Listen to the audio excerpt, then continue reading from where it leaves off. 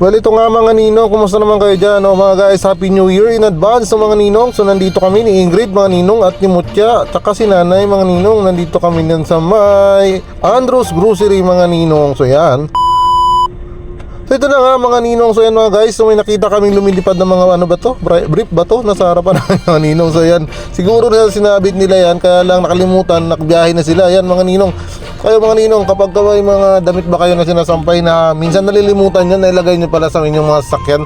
Just like yung isa nakaraan mga ninong, sapatos na iwan niya doon sa taplod ng kanyang sasakyan. Buti na lang matindi ang kapit ng sapatos niya mga ninong. So yan, kaya naging nakarating ng safe na yung sapatos mga ninong. From El Nido to Puerto Princesa mga ninong, naiwan doon sa bubong ng sasakyan yung kanyang sapatos. Pero joke lang mga ninong, naiwan talaga, nalaglag agad daw mga ninong yung kasang sapatos. So yan na nga mga ninong, so yan, nalampasan na namin yung kanina kasi nga na ano ko tignan, sabi ko ano ba yun, nalimutan ba o talaga sinadya nilang isampay sa likod ng tricycle nila yung kanyang mga damit mga ninong. So yan nga pala mga ninong, napadaan lang naman kami mga ninong dito sa may Tinigiban mga ninong, kantuhan ng Petron mga ninong. Yan dati mga ninong, sa mga hindi nga pala nakakaalam, dati kong negosyo dyan yung may kanto mga ninong. Meron ako isang lumber yard mga ninong. Nagtayo ako noon way back 2020 mga ninong, pandemic time noon.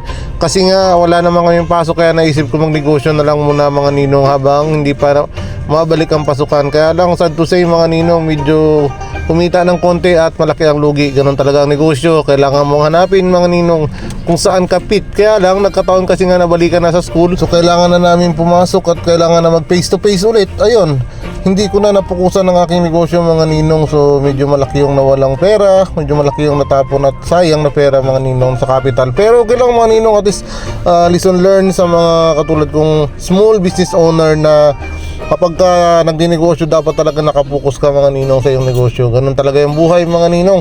So yan kayo mga ninong, kung magdinegosyo kayo kailangan nakapokus din kayo mga ninong. So yan ngayon mga ninong, naglipat kami ng panibagong negosyo naman. Actually mga ninong, marami naman ako negosyo, hindi lang naman yan yung negosyo na aking pinapatakbo.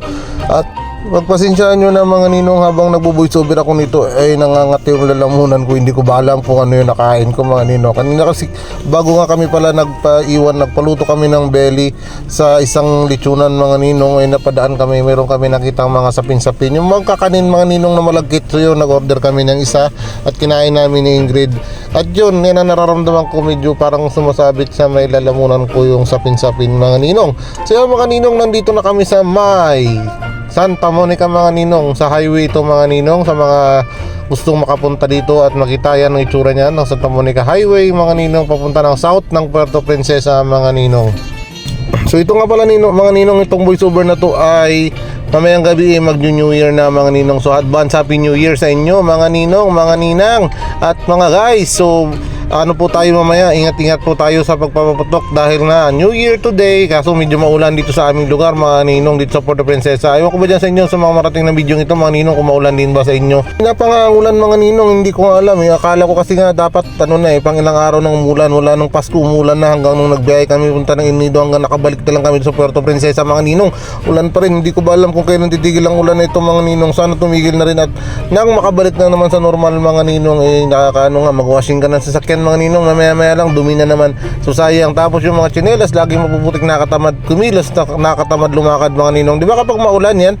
So ito nga mga ninong, itong kuha ng video na ito mga ninong, isang ganda pa yung panahon nito, pero sa ngayon mga ninong talagang lumaranas ng matindi ang pag-ulan mga ninong. Hindi naman kalakasan, pero talagang pabigla-bigla siyang umuulan at pabigla-biglang mubuhos yung bang pag hindi ka nakahanda tsak mababasa ka. Lalong-lalo na yung mga nakamotor mga ninong, kawawa naman sila.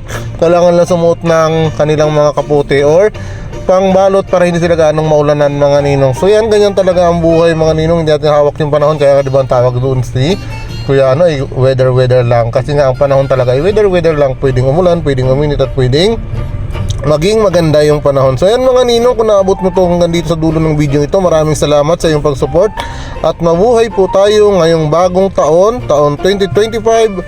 Ay sana po pagpalain lalo at lalong maging ating mga negosyo. Yun lang, salamat, bye bye.